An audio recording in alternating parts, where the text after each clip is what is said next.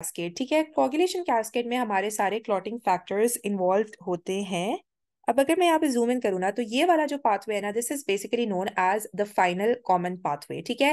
We know that दो pathways होते हैं क्लॉटिंग के, एक्सट्रिंसिक पाथवे होता है, इंट्रिंसिक पाथवे होता है। ये दोनों आके आपके पास मीट अप कर रहे होते हैं at this final common pathway, जो कि स्टार्ट कर रहा होता है विद द फैक्टर 10, जिसको हम स्टुअर्ट्स फैक्टर भी कहते हैं, ठीक है। अब फाइनल कॉमन पाथवे बेसिकली होता क्या है, इवेंचुअली ये होना होता है कि फैक्टर 10 ने कन्वर्ट होना होता है इनटू इट्स एक्टिवेटेड फैक्टर 10। ये एक्टिवेटेड फैक्टर 5 के साथ कंबाइन करके एक कॉम्प्लेक्स बनाता है which converts prothrombin into thrombin. Thrombin को हम फैक्टर 2 भी कहते हैं, ठीक है। सो इसने प्रोथ्रोम्बिन को कन्वर्ट कराना होता है थ्रोम्बिन। अब थ्रोम्बिन दो काम करती है।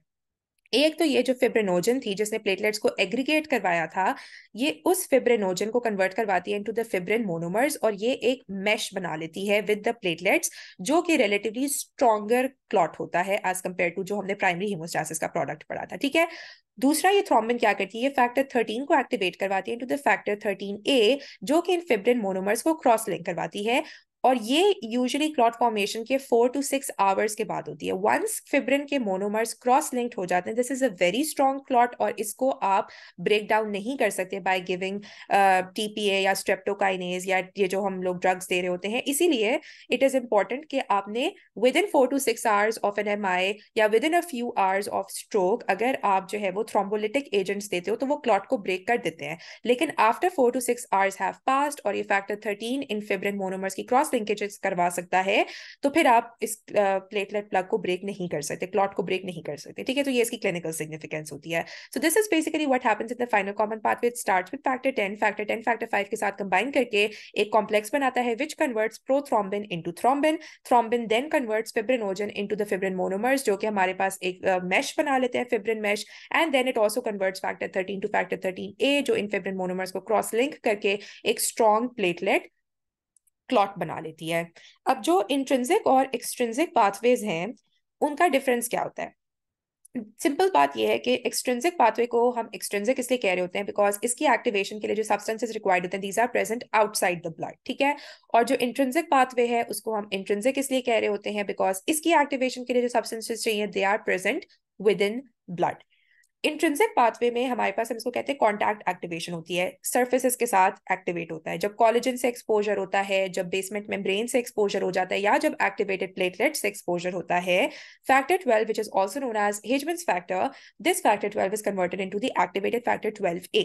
ये एक्टिवेटेड फैक्टर 12 फैक्टर 11 को उसकी एक्टिव फॉर्म में कन्वर्ट कराता है। ये एक्टिवेटेड फैक्टर 11 फैक्टर 9 को उसकी एक्टिव फॉर्म में कन्वर्ट कराता है। This activated factor 9 then combines with the activated factor 8, और ये कॉम्प्लेक्स मिलके फैक्टर 10 को एक्टिवेट करवा रहे होते हैं, ठीक है। So basically it start with factor 12, factor 11 को करवाएगा, 11 9 को करवाएगा, 9 8 के साथ कंबाइन करके 10 को एक्टिवेट करवा देगा। This is your intrinsic pathway. अब इंट्रिंसिक पाथवे के लिए आपने याद रखना है दैट इसको हम मॉनिटर कर रहे होते हैं विद पीटीटी, ठीक है। तो पीटीटी आपके पास इन सारी इंट्रिंसिक पाथवे के क्लॉटिंग फैक्टर्स को, नेमली फैक्टर 12 9 11 8, और कॉमन पाथवे के सारे फैक्टर्स को, दैट इज फैक्टर 10 5 2 1, इन सबको मॉनिटर कर रहा होगा एक्सेप्ट 30, ठीक है। सो ये हमारे पास आ जाता है। अब इसके लिए एक निमोनिक है, प्ले टेबल टेनिस इनसाइड। आपको पता है टेबल टेनिस हम इनसाइड खेल रहे होते हैं, तो PTT is for the intrinsic pathway, play table tennis inside. दूसरा हमारे पास आ जाता है extrinsic pathway. Extrinsic pathway basically tissue factor के रिलीज होने की वजह से स्टिम्युलेट हो रहा होता है। Tissue factor is release in response to trauma by the endothelial cells and other cells of the body as well. So ये क्या करता है, टिश्यू फैक्टर फैक्टर 7 को कन्वर्ट करवाता है इनटू इट्स एक्टिवेटेड फॉर्म, और फिर ये फैक्टर 7 जाके फैक्टर 10 को करवा देता है। सो tissue factor will basically convert factor 7 to its activated form, and factor 7 will then convert factor 10 to its activated form and continue this pathway. अब इसके लिए जो निमोनिक है वो है प्ले टेनिस आउटसाइड, ठीक है। तो टेनिस आपको पता है आप बाहर खेल रहे होते हो, so PT is for extrinsic pathway, whereas table tennis आप अंदर खेल रहे होते हो, so PTT is for intrinsic pathway. Now आपको एक और ये काइनेन सिस्टम के बारे में पता होना चाहिए। This is just related to this Hageman's factor, ठीक है।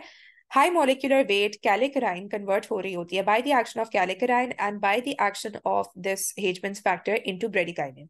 ब्रेडिकाइनिन का रोल इंपॉर्टेंटली पेन के हिसाब से सीपीएसपी में पूछते हैं कि पेन कौन करा रहा होता है, तो वो ब्रेडिकाइनिन है। वैसे ब्रेडिकाइनिन आपके पास जो है, it also causes increased vasodilation, it also causes increased vessel permeability and it causes pain. तो ठीक है, ये आपने बस याद रख लेना है दैट एक तो हेजमन्स फैक्टर और जो बेसिकली कैलिकराइन है, this is also part of the Hageman's factor.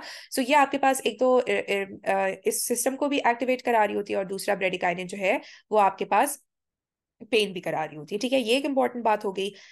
दूसरा, we need to know the antithrombin and the role of protein CNS। Protein CNS is these are also various proteins of the clotting factor ही clotting pathway की in the directly involved नहीं होती, इसको regulate कर रही होती हैं, ठीक है।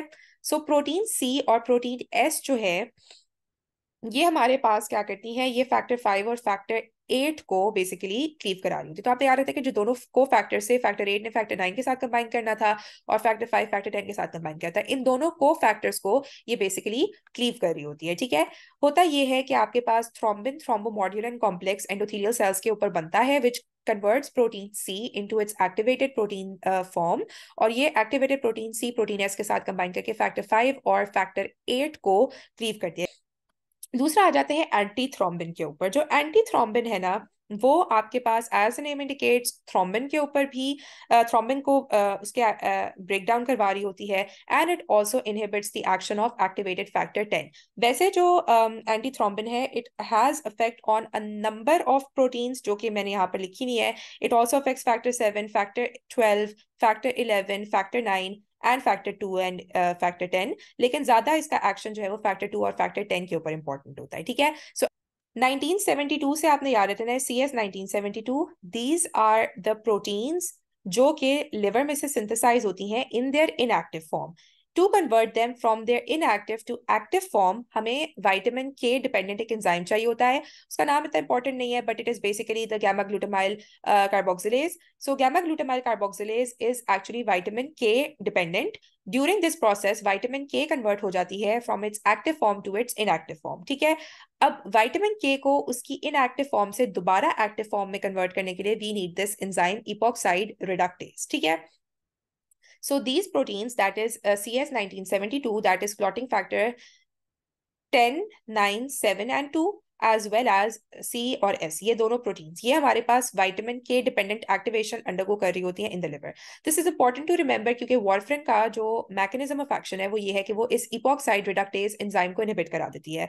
जब इपॉक्साइड रिडक्टेज इज इनहिबिटेड तो हमारे पास vitamin K can not be converted back to its active form, and as a result ये जो सारे vitamin K dependent activation undergo कर रहे थे क्लॉटिंग फैक्टर्स, ये सब डिफिशिएंट हो जाते हैं। दैट इज CS 1972, ये सारे आपके पास क्लॉटिंग फैक्टर्स कम हो जाते हैं।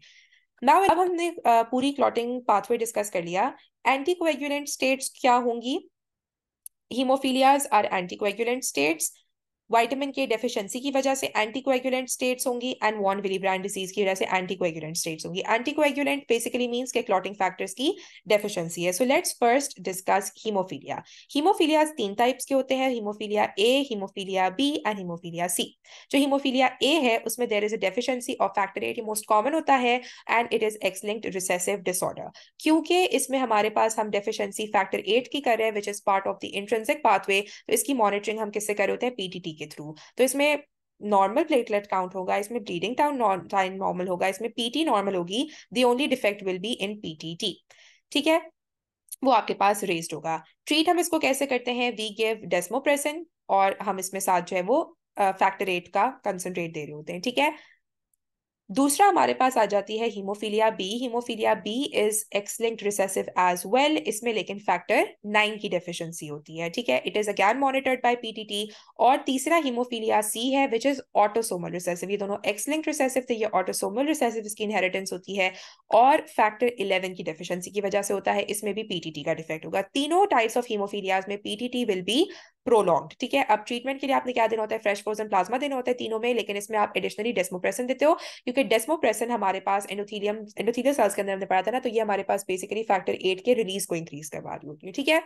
Another disease that we discussed previously was von Willebrand deficiency या von Willebrand disease, जिसमें von Willebrand factor की deficiency थी, और मैंने कहा था कि von Willebrand factor 8 को भी stabilize कर रहा होता है। So when there is von Willebrand disease, ना सिर्फ ब्लीडिंग टाइम प्रोलॉन्ग होता है, लेकिन क्योंकि there is a deficiency of factor 8 तो हमारे पास PTT भी प्रोलॉन्ग होता है। So this is the von Willebrand disease. And तीसरी जो हमने डिजीज डिस्कस की, that was vitamin K deficiency. So vitamin K की जब भी बॉडी के अंदर डेफिशिएंसी होगी, यही सारी क्लॉटिंग प्रोटीन CS 1972 ये हमारे पास कम हो जाएंगी। प्रोकोएगुलेंट या हाइपरकोएगुलेबल स्टेट्स वो होती हैं जिसमें हमारे पास इन क्लॉटिंग फैक्टर्स के जो ब्रेक डाउन कर रहे होते हैं, that is protein C, protein S या एंटीथ्रोम्बिन, उनकी डेफिशिएंसीज हो जाती हैं। ठीक है, so antithrombin deficiency is common, ये हमारे पास एक्वायर्ड भी हो सकती है, ये कंजेनिटल भी आपके पास हो सकती है। और जब अब आपके पास एंटीथ्रोम्बिन की डेफिशिएंसी होगी तो मेनली आपके पास ये सारे clotting factors, factor 12, factor 11, factor 9, factor 10, factor 7 और फैक्टर 2 भर जाएंगे, लेकिन मेनली इन दोनों का इफेक्ट ज्यादा आ रहा होगा।